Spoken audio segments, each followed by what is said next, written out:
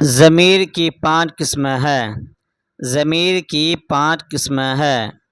ضمیر شخصی، ضمیر موصولہ، ضمیر استفہامی، ضمیر تنکیری، ضمیر اشاری۔ ضمیر کی 5 قسمیں ہے۔ نمبر 1 ضمیر شخصی، نمبر 2 ضمیر موصولہ، نمبر 3 ضمیر استفہامی، نمبر 4 ضمیر تنکیری، نمبر 5 ضمیر اشاری۔ ارکان استعارہ 3 ہے: مستعار لہو، مستعار منہ اور وجہ جامع۔ ارکان استعارہ 3 ہے: مستعار لہو، مستعار منہ اور وجہ جامع۔ مستعار لہو اور مستعار منہ دونوں کو طرفین استعارہ کہا جاتا ہے۔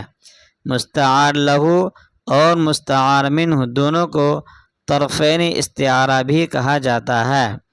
جیسے زید شیر ہے تو اس میں زید مستعار لہو ہے اور شیر مستعار منہ ہے۔ ارکان تشبیہ 4 ہے۔ ارکان تشبیہ 4 ہے: لوازم اسم 3 ہے: جنس، تعداد، حالت۔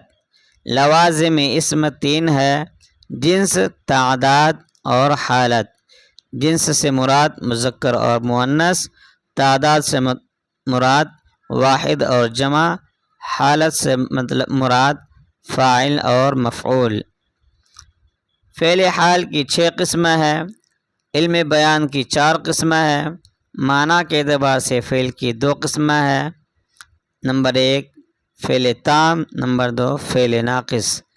معنی کے اعتبار سے فعل کی 2 قسمیں ہیں: فعل تام اور فعل ناقص۔